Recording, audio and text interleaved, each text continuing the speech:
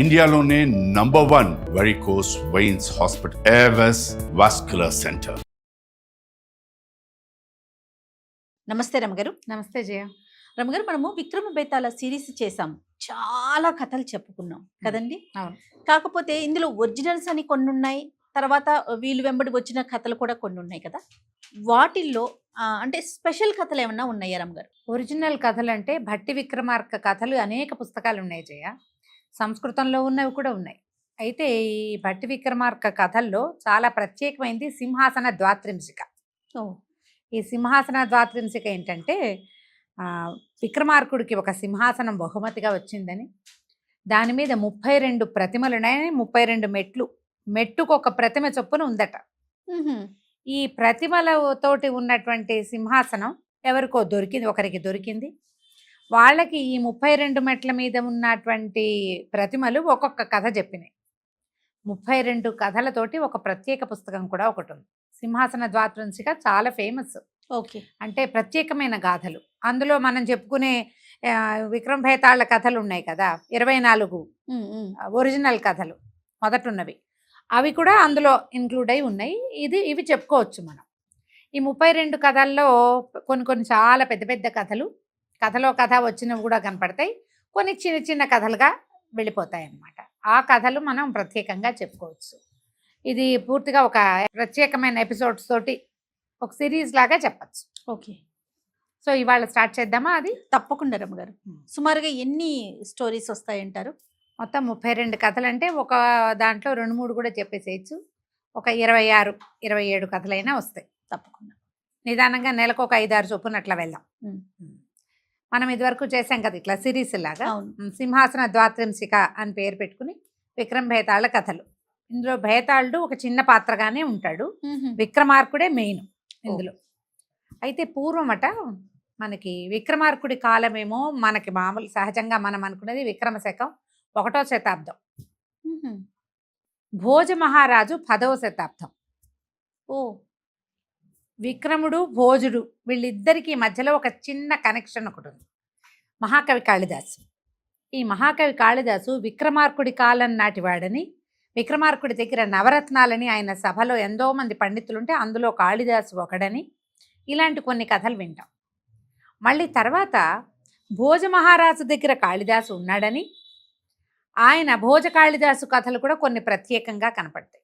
వాళ్ళిద్దరికీ ఎంత ఉందంటే, కాళిదాసుకి ఏదో సమస్య వచ్చింది, ఆయన గతించాడన్న వార్త విని భోజుడు కూడా ప్రాణం వదిలేసేంత పరమప్రీతి ఉంది వాళ్ళ మధ్యలో. అలాంటి గాథలు కూడా కొన్ని కనపడతాయి. విక్రమార్క కాలం వాడు కావచ్చు, భోజుడు కాలం వాడు కావచ్చు. అయితే ఈ రెండిటి మధ్య గ్యాప్ చూడు ఎంత ఉంది. అవును, 1000 సంవత్సరాల తేడా ఉంది. మనకి చాలా రకాల కథనాల ప్రకారము, కాళిదాసు మహాకవి రాసిన కావ్యాల ప్రకారము ఆయన 2వ శతాబ్దానికి చెందినవాడు అన్నట్టుగా కనపడతాయి. ఇవన్నీ మన చరిత్రలో కనుక్కున్నవే. 1వ శతాబ్దానికి ఉందంటే మొట్టమొదట అసలు రాజుల చరిత్రలు మొదలవటమే విక్రమ శకంతో మొదలైంది. అవును, ఆయన ఏకంగా 2000 సంవత్సరాలు పరిపాలన చేశాడంటారు. ఇప్పుడు 1వ శతాబ్దము అంటే, శతాబ్దం అంటే 100 కదా, 2000 సంవత్సరాలు ఆయన పాటించాలని పరిపాలించాలంటే ఇప్పటిదాకా విక్రమార్కుడు ఉండాలి కదా. దానికి ముందేనే మనం వినాలి, అనుకోవాలి. ఆ కాలంలో కాళిదాసు ఉంటుంటే కాళిదాసుకి కూడా అంత జీవిత పరిమాణం ఉందా, అంత 2000 సంవత్సరాలు ఉందా, ఆయన జీవిత పరిమాణం ఎంత, ఇవన్నీ రకరకాల ప్రశ్నలు వస్తాయి. మనం చరిత్ర జోలికి వెళ్ళకుండా ఉంటే విక్రమార్కుడి కాలం నాటి కాళిదాసు కథల్ని మనం ఎంజాయ్ చేయొచ్చు, భోజుడి కాలం నాటి కాళిదాసు కథల్ని కూడా మనం సంతోషంగా వినొచ్చు. 2 వైపులా చెప్పే కథలు కూడా ఆసక్తిదాయకంగానే ఉంటాయి. అసలు కాళిదాసు మహాకవి ఆసక్తి కలిగించేవాడు అనమాట. ఈ మా కాళిదాసు రాసినటువంటి మేఘ సందేశం, ఆ కావ్యంలో నాయకుడు ఈయనేనని, విక్రమార్కుడేనని కూడా ఒక వాదం కనపడుతుంది. ఏదైనా కావచ్చు. అయితే ఇప్పుడు ఈ 2 కథలకి వారధిగా ఉన్న కాళిదాసు కూడా అక్కడక్కడ మనకు కనపడతాడు. భోజ మహారాజు దగ్గర మన కథ ప్రారంభం అవుతుంది. ఓకే. భోజుడు చాలా ప్రత్యేకమైన వాడు. ఈయన తండ్రి గతించిన తర్వాత బాబాయి ఆయన్ని పెంచాడు కానీ బాబాయికి ఈయనకి రాజ్యం ఇవ్వడం ఇష్టం లేక కుమారుణ్ణి, పిల్లవాడిని అడవికి తీసుకెళ్ళి సంహరించమని ఆజ్ఞించాడు. ఈ అడవికి తీసుకెళ్ళిన తర్వాత తెలిసింది భోజుడికి, బాబాయి తనని చంపబోతున్నాడని. అప్పుడు ఈ భోజుడు అప్పటికే ఆయనకి 14-15 సంవత్సరాల వయసు ఉంది. చాలా అద్భుతంగా కవిత్వం చెప్పేవాడు. ఆయన ఒక శ్లోకం రాసి పంపించాడు బాబాయ్కి. ఏంటంటే, ఇంతకుముందు ఎందరో రాజులు ఉన్నారు. ధర్మరాజు పరిపాలించాడు, వెళ్ళిపోయాడు. తర్వాత వాళ్ళు పరిపాలించారు, వెళ్ళిపోయారు. ఆ తర్వాత కూడా వెళ్ళిపోయారు. ఎవ్వరితోటి భూమి వెళ్ళలా, నీతో వస్తుందా అని రాశాడు. భూమి ఇక్కడే ఉంది. పరిపాలకులు హరిశ్చంద్రుడు వెళ్ళిపోయాడు, రాముడు వెళ్ళిపోయాడు, మహానుభావుడు భగవదవంతుడి అవతారమైన వాడు కూడా వెళ్ళిపోయాడు, ధర్మరాజాదులు వెళ్ళిపోయారు, నీతో వస్తుందా అని రాశాడు. కానీ ఈయన్ని చంపడానికి తీసుకెళ్లిన ఆయన అతన్ని చంపల, సైన్యాధిపతి భోజుని చంపకుండా దాచిపెట్టాడు. కానీ తను రాసిన ఈ ఉత్తరాన్ని మాత్రం తీసుకుపోయి బాబాయ్కి ఇచ్చాడు. బాబాయ్ అది చదివేసరికి ఆయన చాలా దుఃఖం వచ్చింది. ఎంత విద్వత్తుంది పిల్లవాడికి, 14-15 ఏళ్ల పిల్లాడికి ఇంత ఆలోచన. భూమి ఎప్పుడు ఇక్కడే ఉంటుంది, పరిపాలించిన వాళ్ళు వెళ్తారు, భూమి ఎవడు దీన్ని కట్టుకుపోడు. ఎంత వేదాంతం ఉంది, ఎంత విజ్ఞానం ఉంది ఇందులో. ఆయన చాలా దుఃఖం వచ్చింది. ఇంత ప్రజ్ఞావంతుడైన పిల్లవాడిని పోగొట్టుకున్నాను నేను. అయితే ఈ వెళ్ళిన ఆయన ఏం చేయలేదు, భోజుడు జీవించే ఉన్నాడంటే భోజుడిని రప్పించి అతనికి రాజ్యం ఇచ్చారు. చిన్నప్పటి నుంచి కవిత్వం మీద ఆసక్తి ఉంది ఆయనకి. సొంతంగా బోల్డని చెంపు కావ్యాలు అవి రాశాడు. భోజరాజీయం అనే అద్భుతమైన కావ్యం కూడా ఉంది. అయితే ఈ భోజుడు ఎంతోమంది కవిగాయక వైతాళిక పోషకుడుగా ఉన్నాడు. ఆయన కాలంలో ఎంతమందో కవులు, అసలు భోజుడి ముఖం చూస్తే కవిత్వం వస్తుందని చెప్పుకునేవాడు. ఇలాంటి భోజుడికి ఈయనకి మృగయా వినోదం మీద కూడా కొంత ఆసక్తి ఉంది. అంటే వేటాడడం ఇష్టం. దీంతో పాటుగా అంత ఇష్టంగా కాదు, ఏదైనా అవసరమైనప్పుడే ఆయన వేటకి వెళ్ళేవాడు. ఊరి శివార్లలో అంటే నగరాలు దాటిన తర్వాత ఉన్న అడవుల్లో చాలా సమస్యలు వస్తున్నాయని, జంతువులతోటి ప్రజలు ఇబ్బంది పడుతున్నారని, అడవి జంతువులు ఊళ్ళోకి వచ్చేస్తున్నాయని కొంతమంది పల్లీలు వచ్చి ఈ భోజుడికి చెప్పారు. ఈ భోజ మహారాజుకి బుద్ధిసాగరుడు అని ఒక మంత్రి ఉన్నాడు. నిజంగానే బుద్ధిసాగరుడు ఆయన. అయితే ఈ బుద్ధిసాగరుడు అన్నాడు, మృగయా వినోదం మీకు ఈ మధ్యకాలంలో మీరు వెళ్ళలేదు, ఈ పని ఆ పని కూడా అవుతుంది, మీకు కూడా కొంత మనకి ఎప్పుడైనా ఆట విడుపు కావాలి కదా, ఈ ఆట విడుపు కోసం మీరు అడవికి వెళ్దురు కానీ అని చెప్పి బయలుదేరితీశాడు. ఈ భోజుడు ఆయన ఎంత అద్భుతంగానూ కవిత్వం చెప్తాడు, అంతే అద్భుతంగా యుద్ధం కూడా చేయగలడు. అడవుల్లోకి వెళ్ళారు.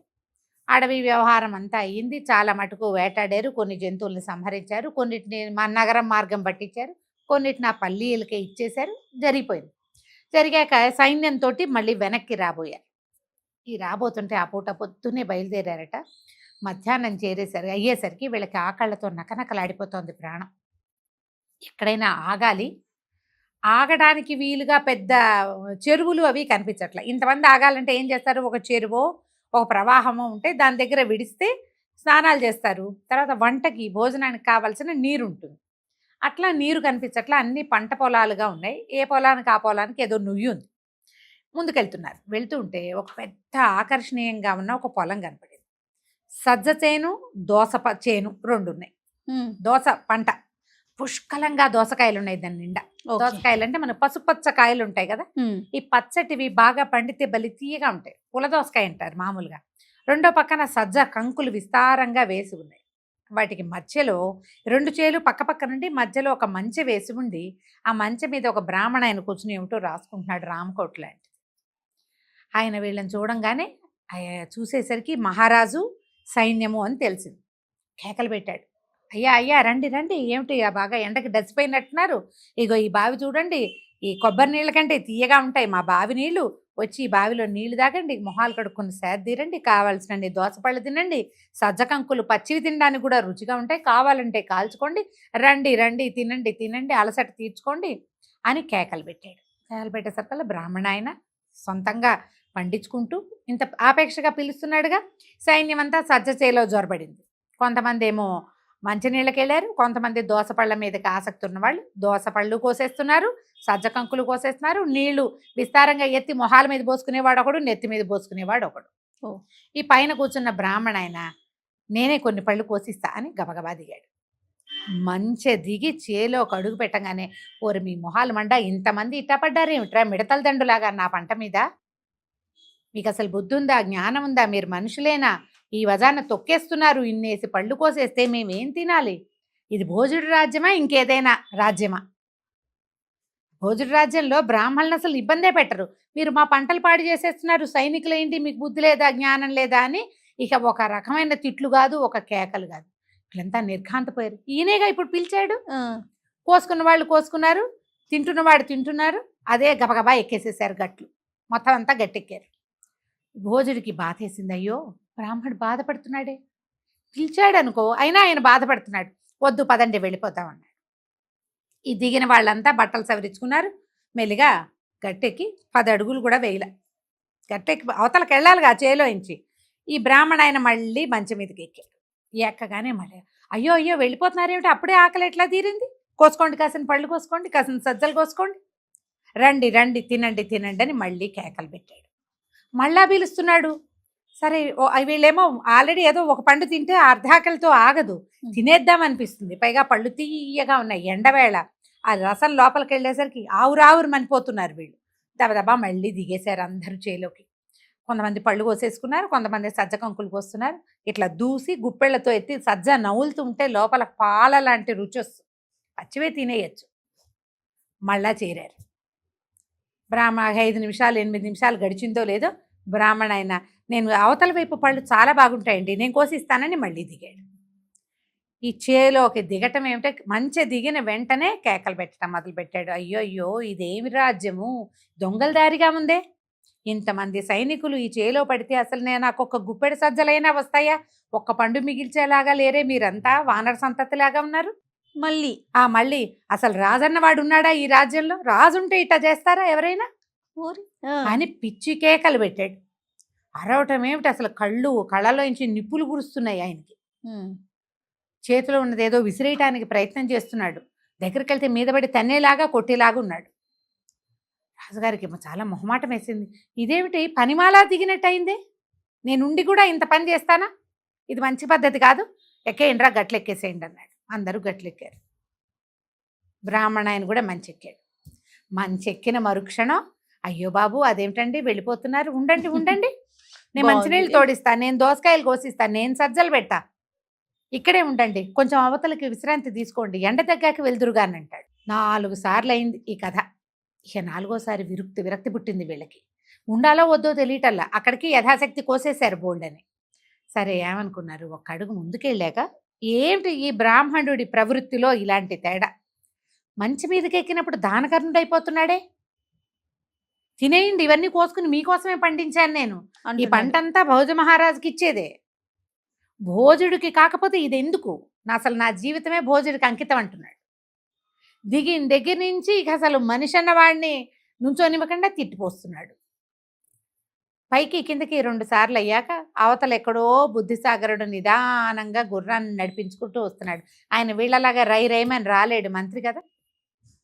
రాజుగారు చెప్పారు ఈ భోజ మహారాజు, ఈ క్షేత్రంలో ఏదో ఉంది, మంచెక్కినప్పుడు ఒక రకంగా, మంచి దిగినప్పుడు ఒక రకంగా ఉంటున్నాడు. మంచెక్కినప్పుడు ఇతను దానపరుడుగా, దిగగానే స్వాభావికమైన ప్రవృత్తి సహజమైన లక్షణం వచ్చేస్తోంది, అతనిది ఏదో అది వస్తోంది, ఏమై ఉంటుంది అనగానే మంచం మీద ఏముంటుందో వచ్చి చెక్క ఏం చేస్తారు, 4 వాసాలు పాతి పైకి ఇట్లా లేవదీస్తారు, ఒక పందిరి లాంటిది, పందిరి మీదెక్కి కూర్చుంటారు. అక్కడ కూర్చుని ఏమిటి, వడిసెలు విసరటానికి, పక్షుల్ని కేకలేయటానికి పెట్టుకున్నది అది. మహారాజా ముందు ఈ బ్రాహ్మణుడిని సమాధాన పరుద్దాం అని చెప్పి ఓ బ్రాహ్మణ అని పిలిచారు. ఆయన శ్రవణ భట్టు, భాస్కర భట్టు ఇట్లాంటి పేరు చెప్తారు. ఈ భట్టు గారిని కేకేశారు, ఓ భట్టు గారు మీ పొలం మాకు ఇచ్చేయండి, దాని బదులు మీకు ఇలాంటి సస్యం చక్కగా పంటలు పండేటువంటి 5 ఎకరాల భూమి, ఒక గ్రామము మీకు ఇస్తాం. ఒక గ్రామం అంటే మామూలా, ఆ గ్రామపు శిస్తంతా బ్రాహ్మడే తీసుకోవచ్చు. ఓకే, బ్రాహ్మడు ఈ గ్రామం మీద ఆధిపత్యం వస్తుంది. 5 ఎకరాల పొలం, ఇదేమో ఎకరం బాతికం 2 కుంటలు ఉంటాయి అవి అంతే. మరి 5 ఎకరాలంటే సుక్షేత్రం ఇస్తామంటున్నారు. సరే ఒప్పుకుని ఈ సస్యభూమిని ఏదైతే సజ్జ పంట, దోస పంట ఉన్నాయో ఇవి రెండింటిని రాజుగారికి ఇచ్చేయటానికి ఒప్పుకున్నాడు. వెంటనే ఆయనకు ఒక గ్రామం ఆయన ఆధిపత్యంలోకి ఇచ్చేశారు, ఒక 5 ఎకరాల భూమి ఇచ్చారు, అయిపోయింది. బ్రాహ్మణ్ణి పంపేశారు. వీళ్ళు ఇంటికి వెళ్ళి కాస్త రెస్ట్ తీసుకుని ఒకరోజు పొద్దునే కొంతమంది పని వాళ్ళతో పాటు వచ్చారు. ముందు మంచె తీశారు. మంచె తీస్తే మంచెలో ఏమున్నాయి, కిందకి 4 వాసాలు పొడుగ్గా పాతున్నాయి, పైకి అడ్డంగా ఓ 50 వాసాలు ఉన్నాయి. వాసం ఒక్కొక్క ముక్క విరిచారు, పొయ్యికి మంటేసి తగలబెట్టారు, ఏమీ లేదు. అయితే ఏమైంది, ఈ సమయంలో ఈ మంచె తీయటానికి ఆ మంచి ఉన్న ప్రాంతాల్లో దాని కిందకి వెళ్తారు కదా, వెళ్ళిన ప్రతివాడు ఒక అద్భుతమైన అనుభూతిని ఆనందాన్ని పొందుతున్నామని అనుకోవటం మొదలెట్టు. ఏంటి అక్కడికి వెళ్తే ఎంత బాగుందో, యువతలకు వస్తే అన్నీ ఏమిటో అన్నీ గుర్తొస్తున్నాయి మన సమస్యలు. కాళ్ళు కాలుతున్నాయి, తలకాయ మాడుతోంది, ఎండగా ఉంది, మట్టి ఉంది, గుచ్చుకుంటోంది తెలుస్తున్నాయి. అక్కడికి వెళ్తే ఏం రావటల్లా. దాంట్లో వాళ్ళందరూ మాట్లాడుకుని బుద్ధిసాగరుడికి చెప్పారు ఈ మాటలు. ఈ ప్రాంతంలో ఏదో ఉంది. బుద్ధిసాగరుడు వెళ్ళి అక్కడ నుంచుంటే ఆయనకి తెలిసింది ఎంత ఆనందంగా ఉందో అక్కడ నుంచుంటే. జీవితంలో ఏ లోటు లేని భావన వస్తుంది అక్కడ. మహారాజా తమరు కూడా ఇక్కడ నుంచుండి అన్నాడు. ఆయన అక్కడికి వచ్చేసరికి మామూలుగానే దానపరుడు, భోజుడు. ఆయనకి తన హృదయం కరిగి నీరే ద్రవించేస్తోందని అర్థమైంది. భూమిలో ఏదో ఉంది, తవ్వండి అన్నారు.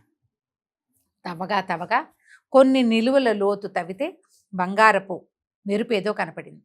టంగుమంది. లోహం తగులుతోంది ప్రభు అన్నారు. ఏమిటది? నిదానంగా అన్ని పక్కల నుంచి తవ్వుకుంటూ వచ్చారు. పొలం అంతా అన్ని పక్కలకి తవ్వేశారు. సరిగ్గా ఇది ఏ ప్రాంతం మీద మంచు ఏర్పడి ఉందో దాని కింద ఒక పెద్ద సింహాసనం బయటపడింది. ఎంత పెద్దదో అది సింహాసనం. ఎక్కడైతే మనిషి కూర్చోగలరో ఆ ప్రాంతం మంచ కింద ఉంది. దానికి 32 మెట్లు ఉన్నాయి.